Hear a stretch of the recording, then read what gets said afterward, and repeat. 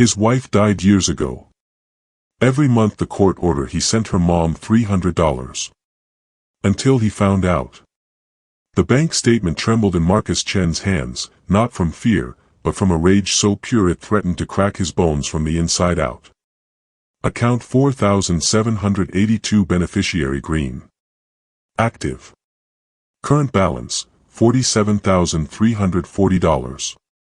His breath caught like glass in his throat as he scrolled through transaction after transaction.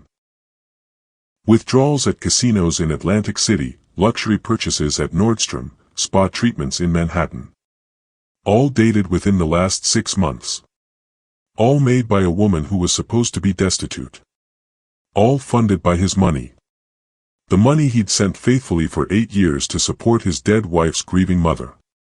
Except Sarah Green wasn't grieving. And according to the Instagram profile now burning into his retinas, timestamp 2:47 p.m., today. She wasn't even in the modest Queens apartment he'd imagined her in. She was on a yacht off the Amalfi Coast, champagne glass raised, smiling wide, wearing a necklace that cost more than his car. The caption read, "Living my best life. Finally free." The phone slipped from his fingers, clattering onto the kitchen table where his daughter Lily's college acceptance letter lay unopened. He'd delayed opening it. There wasn't enough money, he'd told himself. There was never enough money. Marcus Chen was born on October 15, 1978, in a cramped Brooklyn hospital to parents who'd fled Taiwan with nothing but ambition and calloused hands. He learned early that love was a currency paid in sacrifice. His father's 16-hour days at the dry cleaner, his mother's midnight sewing jobs to keep Marcus in decent shoes. By the time he met Jennifer Green on April 3, 2008, at a community art class in Williamsburg, he built himself into something his parents could be proud of. A civil engineer with steady income, a small house in Queens, and a belief that if you worked hard enough, life couldn't break you. Jennifer was born February 28, 1982, in Manhattan, the only child of Sarah Green and a father who'd vanished before her first birthday. She had her mother's green eyes but none of her hardness. Where Sarah was calculating, Jennifer was light itself. She painted watercolors of impossible sunsets and believed people were fundamentally good. Marcus fell in love with her the moment she laughed at his terrible joke about load-bearing walls, a sound like wind chimes in summer. They married small and simple on June 14, 2009. His parents loved her immediately. Sarah Green tolerated him, a tolerance that felt like approval compared to the ice in her handshake at their first meeting. "You'll take care of my daughter," she'd said. Not a question. A command. He did. For 6 years, he took care of Jennifer with a devotion that bordered on worship. When Lily was born on March 22, 2013, Marcus held his daughter and felt, for the first time, that the universe had given him more than he deserved. Jennifer glowed with motherhood, painting nursery murals of stars and trees, singing lullabies in a voice that made even crying feel gentle. Then came November 17, 2015. The day the world stopped making sense. Jennifer had been driving home from Sarah's apartment in the rain. A tractor-trailer jackknifed on the Cross Bronx Expressway. They told Marcus she died instantly, that she didn't suffer. He didn't believe them. How could someone so full of light simply cease? How could the universe be so casually cruel? The grief was a living thing, eating him from the inside. But he had Lily, 3 years old, asking when mommy was coming home, and he had a promise he'd made. Sarah Green, stoic at the funeral, had pulled him aside. "I have nothing now," she'd whispered, mascara streaking her face. "No savings. I gave everything to Jennifer's college, to her dreams. I'm too old to work. I'm alone." She'd looked at him with Jennifer's eyes, and Marcus had cracked open. "I'll take care of you," he promised. "Like I took care of her." The court order was his idea. $300 a month. It wasn't much, but it was regular, reliable. It meant skipping vacations, buying generic brands, wearing the same 3 suits until they shined at the elbows. It meant telling Lily they couldn't afford summer camp, piano lessons, the telescope she wanted for her birthday. But it was the right thing to do. It was what Jennifer would have wanted. Marcus's father died in 2017, his mother in 2019. Both funerals were small, immigrant affairs where people spoke in Mandarin about duty and legacy. His mother's last words to him were in English, deliberate and clear, "You are too good, Marcus. In this world, that will hurt you." He hadn't understood then. He'd thought goodness was armor. Sarah Green had been a mystery from the start. Jennifer rarely spoke about her childhood, and when she did, her voice took on a strange flatness. Mom did her best, she'd say, but there was something rehearsed about it, like a line learned under duress. Marcus had met Sarah perhaps a dozen times before the wedding, brief, uncomfortable encounters where Sarah dominated conversations and Jennifer seemed to shrink. Once, he'd asked Jennifer if her mother had always been so intense. Jennifer had flinched. "She protected me when no one else would," she'd said. "I owe her everything." After Jennifer's death, Sarah's grief seemed genuine. She'd sobbed at the funeral, collapsed against the casket, screamed that God had taken her only reason for living. Marcus, drowning in his own anguish, had recognized a kindred spirit in suffering. They were both alone now, both haunted by Jennifer's absence. The monthly payments began in January 2016. Sarah would call occasionally, voice thin and grateful. "You don't know what this means, Marcus. I can keep my apartment. I can eat. You're a good man." Jennifer was so lucky. The calls always left him feeling hollowed out but purposeful. This was his penance and his tribute, keeping alive the woman who'd given him Jennifer. Lily grew up in the shadow of her mother's absence. Marcus filled their small house with Jennifer's paintings, played her favorite songs, told stories until the woman became myth. "Your mom believed in magic," he'd say, tucking Lily in. "She believed people were good." Lily, sharp-eyed even as a child, would ask, was she right? Marcus never knew how to answer. He dated once, in 2019. A kind woman named Rachel from work who understood single parenthood and didn't mind his baggage. But when she suggested he reduce the payments to Sarah, $300 a month for 4 years, "Marcus, that's over $14,000. You've done enough," he'd ended things. Some obligations transcended logic. Lily never complained about what they didn't have, but Marcus saw it in her eyes when her friends went on spring break trips, when she wore the same winter coat for 3 years, when she talked about college with a resignation that broke his heart. "State school is fine, Dad," she'd say. "Community college, even. I don't need to fancy." But she did. She was brilliant, top of her class, varsity debate, volunteer work at the animal shelter. She deserved Princeton, Yale, anywhere her dreams could reach. Instead, she'd probably end up at CUNY, commuting from home, sacrificing her potential because Marcus had made a promise to a dead woman's mother. By 2024, the payments had become automatic. Marcus barely noticed the $300 leaving his account each month. It was the price of keeping Jennifer's memory sacred, of being the man he promised to be. It started with something small. In August 2024, Lily came home from her friend Sophie's house with a strange look on her face. Sophie's mom was talking about this woman she knows who won big at the casino, she said, unpacking her backpack. Apparently she's been going every weekend for months, throwing money around like it's nothing. They called her Sarah. Marcus barely registered it.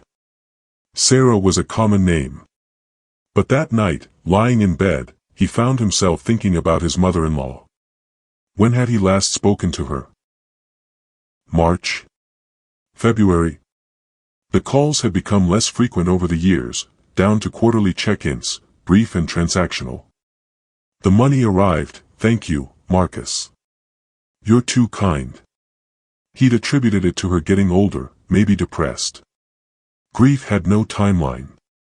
In September, the mail brought a glossy cruise line brochure addressed to Sarah Green at her Queens address. It had been misdelivered to Marcus's house, a simple postal error. He almost threw it away, then paused. Why would Sarah be getting cruise advertisements? He'd pictured her barely affording groceries, living like his own parents had, every penny stretched, every luxury a fantasy. Cruise lines didn't waste marketing on people with no money. He tried calling her. The number rang once, then went to a voicemail box that was full. He tried again the next day. Same result. A small seed of unease planted itself in his chest. In October, Lily mentioned offhand that she'd seen someone who looked exactly like her grandmother at the mall. Shopping at Tiffany's, Dad. Can you imagine? I almost went over, but then I thought, that can't be Grandma Sarah. She lives in Queens, and you said she barely gets by. Marcus had laughed it off. Everyone has a doppelganger, sweetheart. But the seed had sprouted roots. He started paying attention to the bank statements. The payments were going through. Cleared and deposited into an account he'd set up years ago specifically for Sarah. But he'd never actually verified what happened to the money after that. He'd trusted her. Why wouldn't he? She was Jennifer's mother, a widow, a woman he'd vowed to help. On November 1st, he drove past Sarah's apartment building. He told himself he was just in the neighborhood, just checking in. The building was a modest walk-up in a working-class part of Queens. He pressed the buzzer. No answer. He asked the super, who looked at him like he was crazy. Sarah Green. Lady moved out 6 months ago. Didn't leave a forwarding address. Paid me $3,000 to keep quiet about it if anyone came asking. Marcus's heart began to hammer. Who would come asking? The super shrugged. You, apparently. That night, Marcus couldn't sleep. He stared at the ceiling, mind racing. Why would Sarah move without telling him? Where had she gotten $3,000 to pay off the super? And if she'd moved, where were the $300 payments going? The bank was unhelpful at first. Privacy policies, they said. We can't disclose account information. But Marcus was a joint signatory on the beneficiary account, a technicality from when he'd first set it up to ensure Sarah could access the funds. They gave him login credentials. What he found made the room spin. The account had $47,340 in it. 8 years of payments, barely touched. And the withdrawals that had been made. Starting 6 months ago, painted a picture that turned his stomach. $4,000 at Borgata Casino. $1,500 at a Lexus dealership. $2,300 at a luxury spa. $6,000 in cashier's checks made out to Mediterranean cruise lines. He sat in his car outside the bank, hands shaking, vision blurring. She hadn't needed his money. She'd never needed it. For 8 years, she'd let him bleed himself dry while she stockpiled his payments like a dragon hoarding gold. And then, once she'd saved enough, she'd started spending, living exactly the life he'd been denying himself and Lily to preserve. The rage came first, white-hot and blinding. Then something worse, humiliation. He'd been a fool. A mark. An easy target for a woman who'd seen his grief and weaponized it. He searched Sarah Green on social media, something he'd never thought to do before. He found her on Instagram at Sarah G Living. The profile was public, packed with photos. Sarah in designer clothes. Sarah at expensive restaurants. Sarah on a yacht with the caption from 3 hours ago, living my best life. Finally free. Finally free. Free from what? From the charade of poverty? From pretending to grieve? The comments were full of congratulations, friends celebrating her new chapter. One comment stood out, "You deserve this after everything you put up with. So glad you finally got what was coming to you."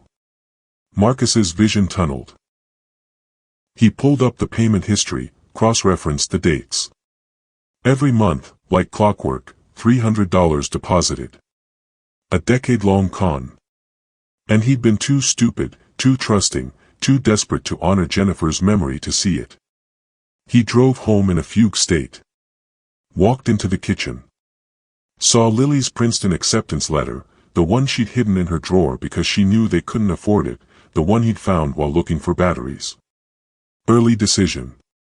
Full acceptance. $78,000 a year. Impossible. Except it wasn't impossible.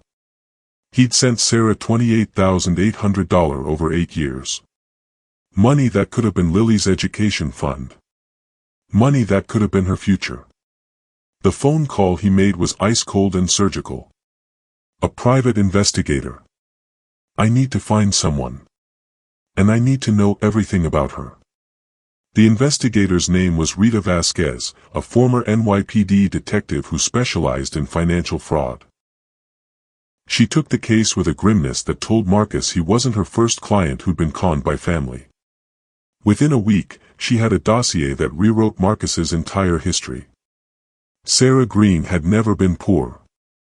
Her apartment in Queens, the one she'd supposedly been struggling to keep, had been paid off in 1998 with money from a settlement after a workplace injury.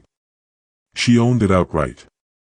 She also owned a condo in Florida, purchased in 2012, which she rented out for $2,400 a month. Jennifer's father hadn't abandoned them. He'd left Sarah after a tumultuous marriage, paid child support until Jennifer turned 18, and had tried repeatedly to maintain a relationship with his daughter.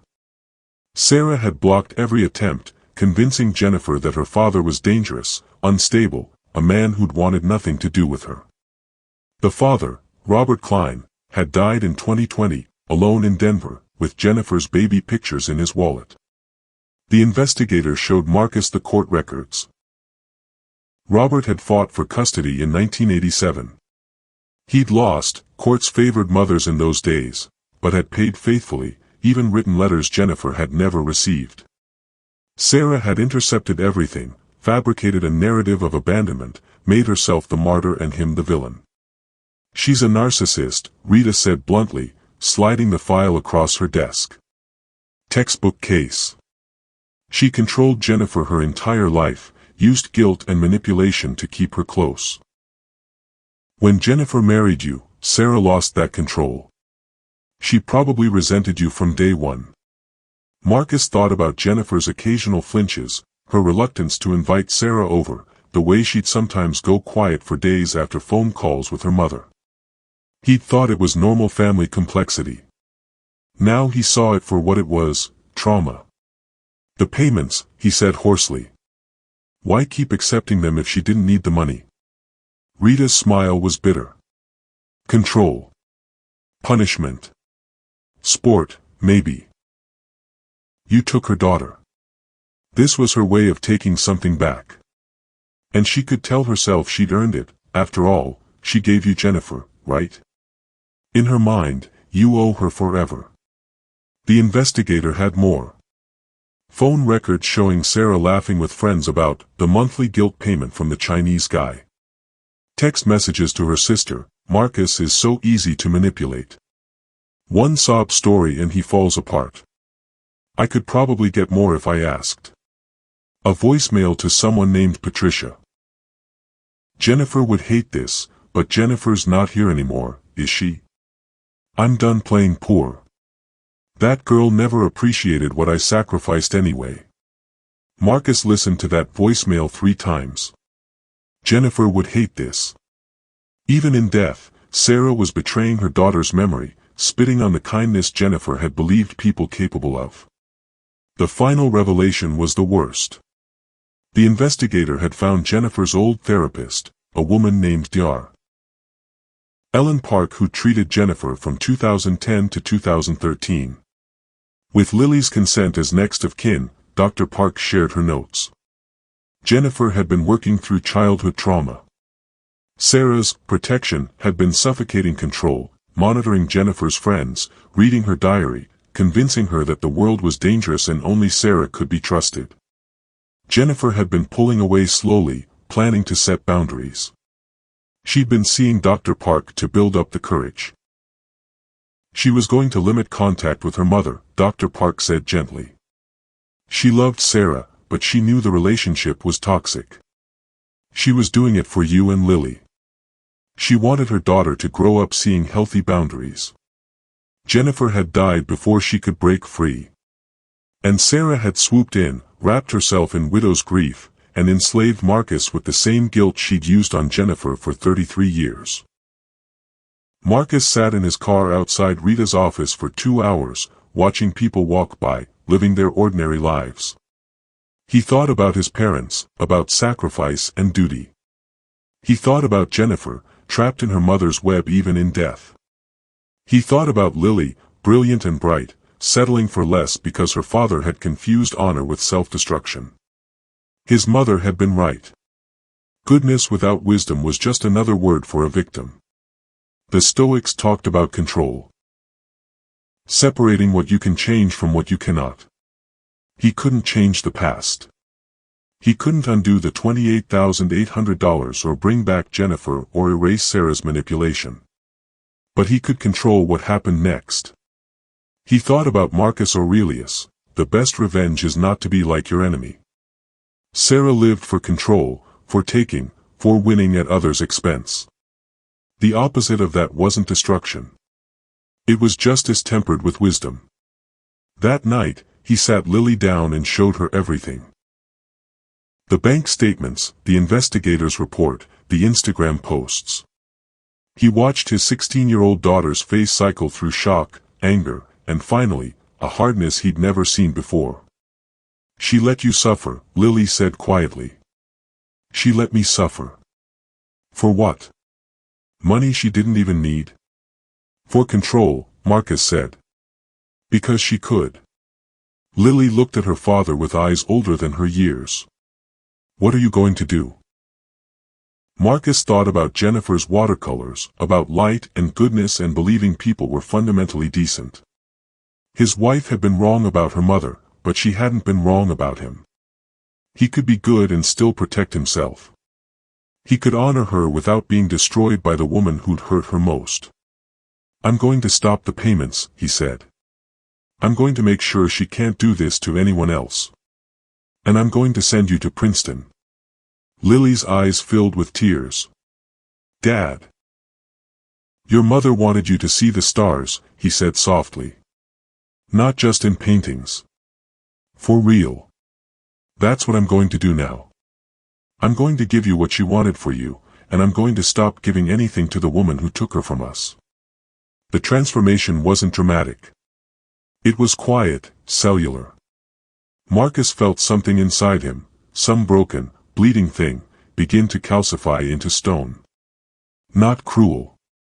Not vengeful. But no longer soft enough to be carved by people who mistook kindness for weakness. Marcus spent 3 weeks preparing. He consulted a lawyer, who informed him that since the payments were voluntary and not court-ordered support for Sarah herself, he could stop them at any time. He transferred the remaining balance in Sarah's account to a college fund for Lily, legally permissible since he was a joint account holder and the funds were technically his. He documented everything. The lies, the manipulation, the evidence that Sarah had never been in financial need. He had it notarized, filed, prepared for whatever might come.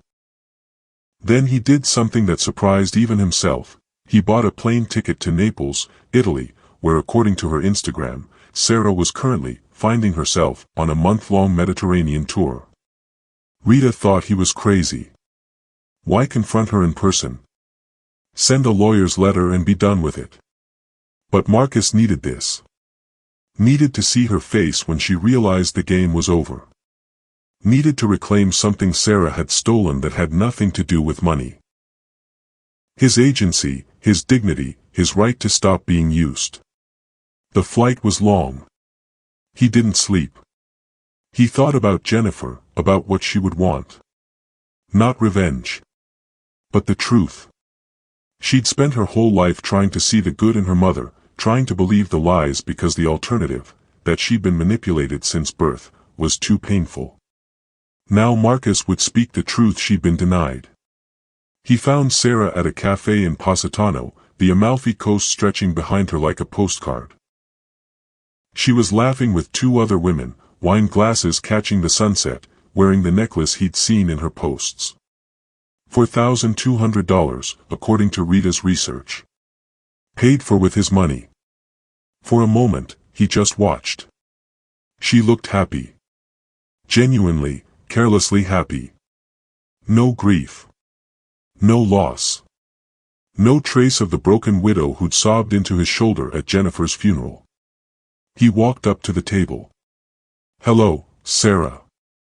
She turned, and the blood drained from her face. "Marcus." Her voice was a whisper, then a laugh, too bright, too fast. "What are you? This is such a surprise. Are you on vacation?" "Oh my God, you should have told me you were coming, I would have." "Stop." The word came out flat, hard. "I know everything." The mask cracked. Her friends looked between them, sensing blood in the water. Sarah's smile flickered. "Know what? I don't understand. I know about the money. All of it. The account you never touched. The condo in Florida. The casino trips. I know you were never poor, Sarah. I know you lied for 8 years and let me starve myself and my daughter to support a woman who didn't need support." One of her friends stood up. "Maybe we should go." "No," Marcus said, not breaking eye contact with Sarah. "Stay. I want witnesses." Sarah's face went through a rapid evolution, shock, calculation, then something ugly and familiar. The mask came off completely. "You owe me that money," she hissed. "I gave you Jennifer. I raised her, sacrificed everything for her, and you got to reap the benefits. You got her love, her devotion, the best years of her life. I got nothing but bills and loneliness. So yes, I took your money. I earned it." Marcus felt the words like physical blows, but his voice remained steady. "You didn't give me Jennifer. She wasn't yours to give. She was a person, not a commodity. And you didn't sacrifice for her, you suffocated her. She was in therapy, Sarah. Did you know that? She was planning to cut contact with you. She saw what you were." Sarah's eyes went wild. "That's a lie. Jennifer loved me. I was all she had after her bastard father abandoned. Robert didn't abandon her. You made her think he did. You intercepted his letters, blocked his calls, poisoned her against a man who wanted nothing but to know his daughter. He died with her baby pictures in his wallet, Sarah. Alone. Because of you." Something shifted in Sarah's expression, not shame, but rage. Pure, distilled fury that her narrative was being dismantled in front of strangers. "You don't know what it was like," she spat. "Raising a child alone, watching her grow up and leave, watching her choose everyone over me. She owed me loyalty. She owed me. She owed you nothing." Marcus's voice cracked like thunder. People at nearby tables were staring now, but he didn't care. "You were supposed to love her without conditions. Instead, you made her your prisoner, your project, your emotional support animal. And when she died, when the one person who couldn't escape you was finally gone, you saw an opportunity. You played the grieving mother to perfection, and I was stupid enough to believe you." Sarah's face twisted. "You were pathetically easy to manipulate. One sob story and you were throwing money at me like it would bring her back. You wanted to be the noble widower, the dutiful son-in-law. Don't blame me for letting you." "I don't blame you for my choices," Marcus said quietly. "I blame you for being the kind of person who sees grief and thinks, how can I profit from this? I blame you for teaching Jennifer that love was a transaction. I blame you for every day you let my daughter go without you planning your next vacation." He pulled out a folder, set it on the table. "That's a notarized statement of everything. The account is closed. The payments have stopped. I've transferred the remaining balance to Lily's education fund, all $47,000 of it. If you contest this, I'll file fraud charges. If you contact me or Lily ever again, I'll take out a restraining order. And if you ever mention Jennifer's name again, in any context, I'll make sure everyone in your life knows exactly what kind of mother you were. Sarah's hands shook as she opened the folder. Her friends were silent, horrified. When she looked up, her eyes were wet. Not with sadness, but with hatred so pure it could burn. She's dead because of you, Sarah hissed. If you'd let her stay close to me instead of dragging her to Queens, she wouldn't have been on that road. You killed her. You killed my daughter. The words were designed to destroy him. A year ago, they might have. But Marcus had learned something in the past 3 weeks. Some people use your love as a weapon because they have nothing else. Sarah's cruelty came from emptiness. His love for Jennifer came from fullness. Jennifer died in an accident, he said. But you killed who she could have been every day of her life. At least I gave her 6 years of freedom. 6 years where she could paint and laugh and breathe without your hands around her throat. That's more than you ever gave her. He turned to leave, then stopped. She believed people were good, Sarah.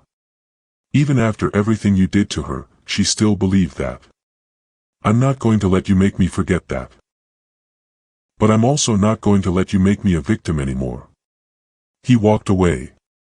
Behind him, he heard Sarah screaming, cursing, but the words faded into the sea breeze and the evening crowd. He didn't look back. The legal fallout was minimal. Sarah threatened to sue, but her lawyer, once presented with the evidence of fraud and manipulation, advised against it.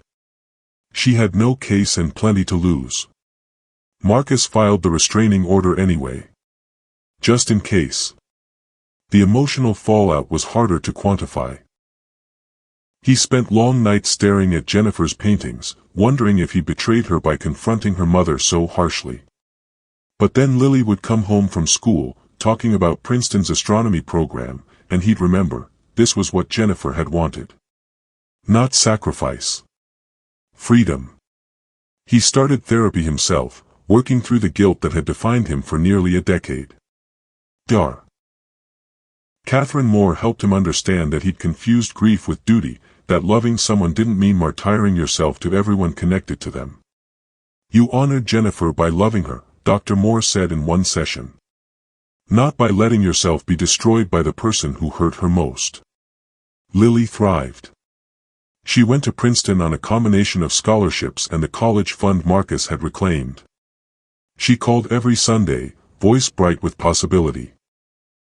Sometimes she'd ask about her mother, and Marcus would tell her the truth. She was light in a dark room. She believed in goodness. She was right to believe. He never mentioned Sarah. That chapter was closed. 6 months after the confrontation, Marcus received a message from Patricia, Sarah's sister. I'm sorry for what she did to you, it read. She's always been this way. Our whole lives, she's believed the world owed her something. I tried to warn Jennifer once, but Sarah made sure we never spoke again. Thank you for finally standing up to her. I hope you and Lily are well. Marcus didn't respond, but he saved the message.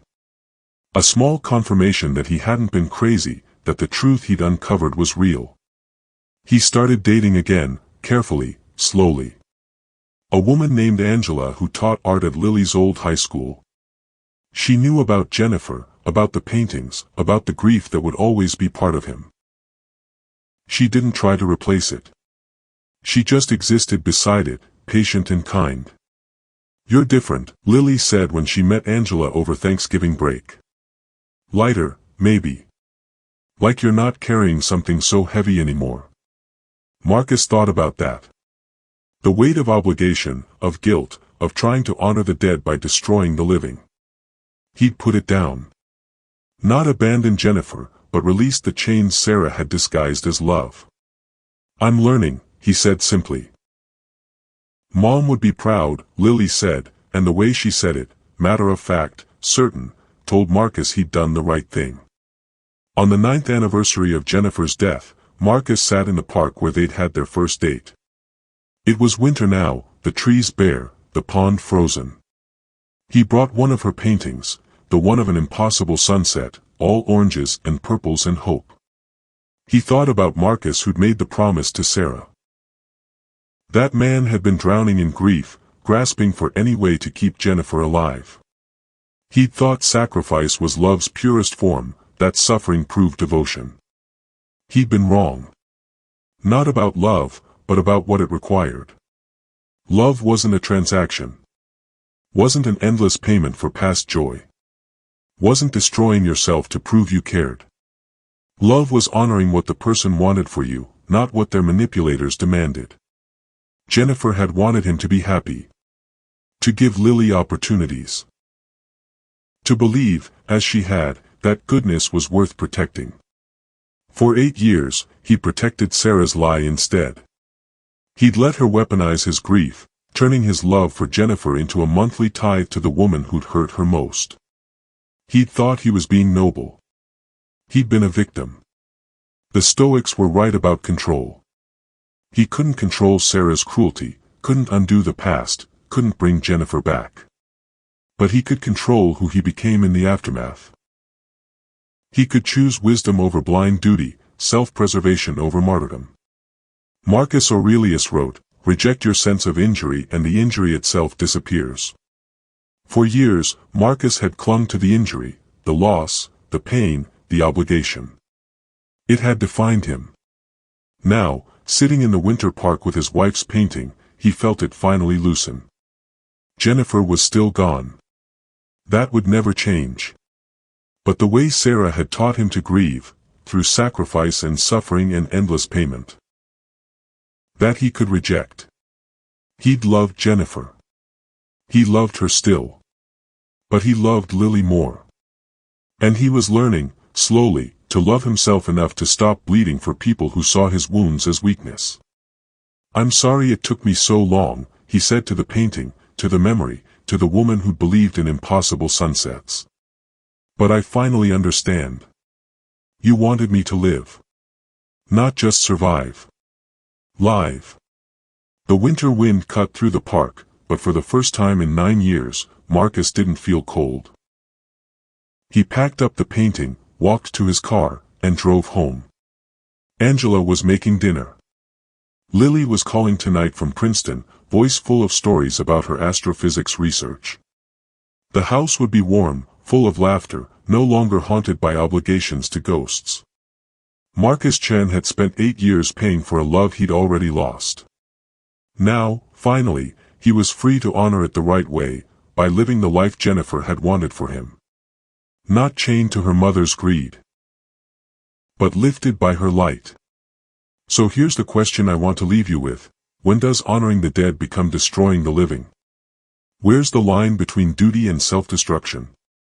Marcus spent 8 years sacrificing for a woman who never needed it, never deserved it, who saw his grief and thought, opportunity. Have you ever confused love with obligation? Ever let someone's manipulation masquerade as your moral duty? How do you honor the people you've lost without letting their ghosts? Or worse, the people who claim to speak for them, consume your future? Drop your thoughts in the comments. Have you ever discovered someone you trusted was using you? How did you break free? And what would you tell Marcus if you could go back to that funeral, to that moment he made the promise that would chain him for 8 years? If this story moved you, hit that like button. If it makes you think about the boundaries in your own life, share it with someone who needs to hear it. And subscribe, because we're diving deep into real human stories, the kind that ask hard questions and don't offer easy answers. Remember, the best way to honor the people who loved you isn't to suffer for them. It's to live the life they wanted you to have. Even when it means saying no to the people who claim to speak in their name. Thanks for listening. See you in the next one.